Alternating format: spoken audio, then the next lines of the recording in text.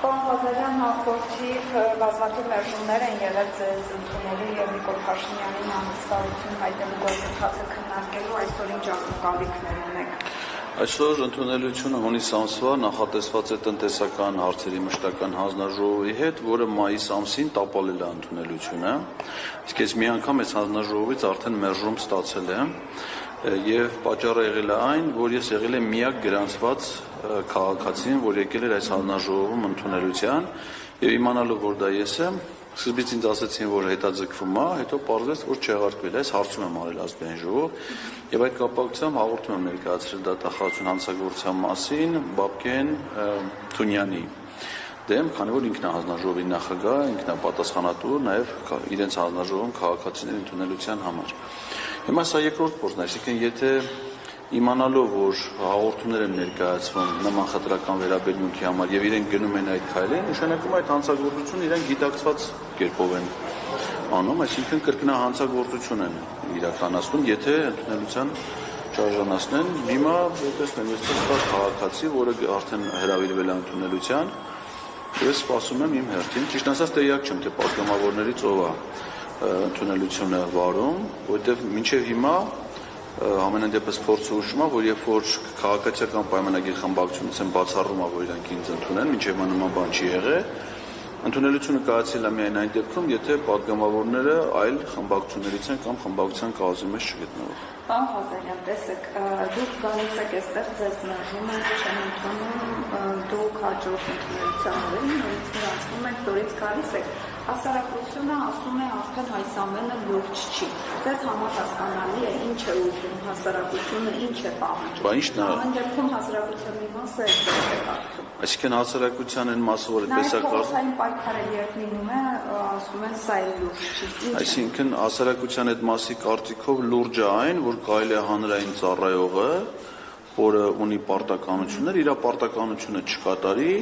և այն քաղաքացին, որ հետևողականորեն պահանջում է, որ նրանք իրենց պարտականությունը կատարեն, այդ քաղաքացու գործողությունն է անլուրջ, և այդ իրավախախտումը, իր պաշտոնական դիրքը չարաշահողը, խտրականություն ցուցաբերող պաշտոնյայի գործողությունը դառնում է լուրջ, իսկ այն քաղաքացին, որ պայքարում է այդ երևույթների դեմ, դա դառնում է անլուրջ։ Ես չգիտեմ, ովքեր են այդ մարդիկ չեն այդպես մտածում, ես ինքս եղել եմ նաև բարձրաստիճան պաշտոնատար անձ, և ես հիմա այս մարդկանցից պահանջում եմ այն, ինչը որ ես իմ ժամանակին կատարել եմ բարեխղճորեն։ Երբ որ ես մարզպետ էի և քաղաքացիների ընդունելություն էին կազմակերպում, ես համբերատար կերպով ամեն ընդունելության ընդունել եմ 70, 80, 90, մինչև 100-ից ավելի մարդու մեկ ընդունելության ժամանակ, համբերատար կերպով լսել եմ նրանց բարձրացած խնդիրները, փորձել եմ հնարավորության սահմաններում նրանց օգտակար լինել։ Եվ հիմա քաղաքացու կարգավիճակում ես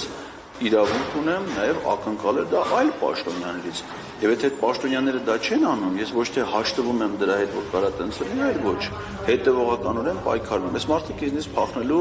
տեղ ու հնարավորություն չունեն, նրանք շուտ ուշ գալու են կանգնեն իմ առաջ, ինչքան էլ որ հիմա նախընտրում են կանգնել դատախազի, քննիչի, դատավորի առաջ, այլ ոչ թե իմ առաջ, իրանք շուտ ուշ վերադառնալու են այստեղ և այդ հանդիպումները կայանալու են։ Այնտեղ երևի արդեն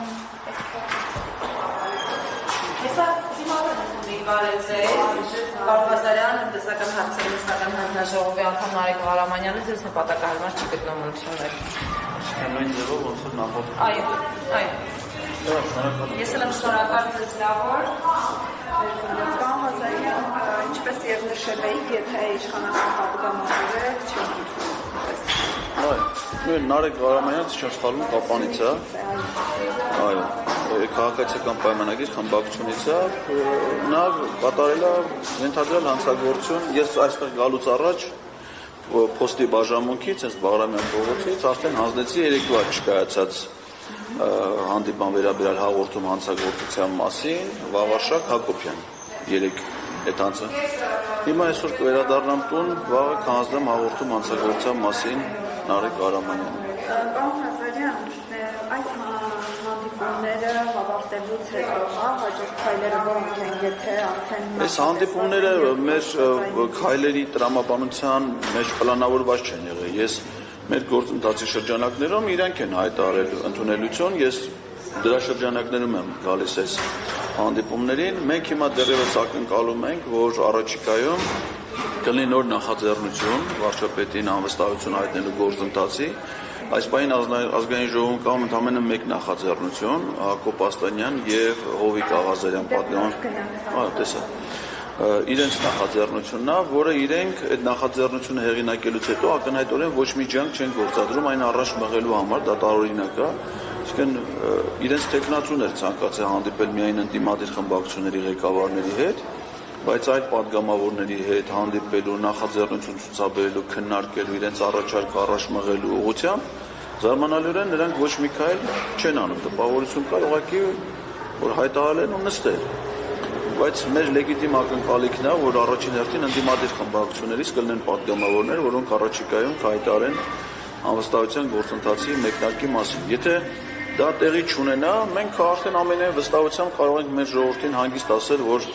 ազգային ժողովում ընդդիմադիր պատգամավոր գոյություն չունի, բոլորն էլ իշխանական պատգամավորներ են, որովհետև ոչ ոք չի ուզում Նիկոլ Փաշինյանին անվստահություն հայտնել։ Առայժմ մենք զուսպ ենք նման հայտարարություն անելու հարցում, քանի որ սպասում ենք դեռևս ակնկալիք ունենք, որ կգտնվեն պատգամավորներ, որ այդ նախաձեռնությունը կհեղինակեն եւ կպաշտպանեն։ Պարոն Ղազարյան, այսօր նախատեսված է Ռուսաստանի Դաշնության ազգային ժողովի Դումայի նախագահի ազգային ժողովը ընդհանրապես ակցիայի Դաշնային խորհրդի նախագահի այստեղ տեղի է ունենում ակցիա Արման Բաբաջանյանի առաջնորդությամբ։ Ինչ կարող եք ասել այս ակցիայի մասին եւ միության դրոշներով է, ասում են, որ պետք է այսպես ասած դավաճանների երկրի պաշտոնյան հայրենական։ Որում նույն բողոքակցության տեղի ունեցավ Լավրովի այցում։ Լավրովի այցի դեմ ակցիային տեղյակ եմ նաև որ Արթուր Սաքունցը, որը Հայաստանի Սահմանադրության փոփոխությունների խորհրդի անդամ է, հայտնվել էր ջրավազանի մեջ, այսինքն ինձ համար մի քիչ զարմանալի է, որ մարդը, որ ներգրաված է Սահմանադրություն փոփոխելու հանձնաժողովի կազմում, ինքը մասնակցում է նման բողոքի գործողությունների, չնայած դա բոլորի իրավունքն է, ու հայտնվում է ջրավազան։ Ճիշտ ասած տեղյակ չեմ, այստեղ ինչ ակցիա է, ինչ նպատակով է, որ մի քիչ ծանոթանամ։ Ես գիտեմ մի բան, որ Արման Բաբաջյանի դիրքորոշումը ինձ հայտնի է, ես կարծում եմ, որ դա ուղղորդված դիրքորոշում է, որովհետև Արման Բաբաջյանը մեր դեռևս ազնվորեն չի ներկայացրել իր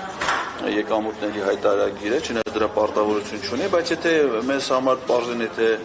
ով է ֆինանսավորում Արման Բաբաջյանին, նրանց կողմից նրանց վերահսկողության տակ գտնվող լրատվամիջոցները եւ այլն, ինչ աղբյուրներից կարծում հստակ կարելի է պատկերացում կազմել, թե ինչքանով է դա քաղաքացիական նախաձեռնություն, ինչքանով է դա մեր հանրային հասարակությունից եկող տրամադրություն, թե ոչ։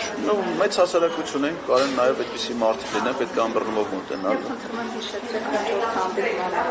Հաջորդ հանդիպումը երկուշաբթի օրը Ռուբեն Ռուբինյան, ազգային ժողովի նախագահի տեղակալ եւ եւս մեկ հանձնաժողով էլ կա, հիմա չեմ հիշում,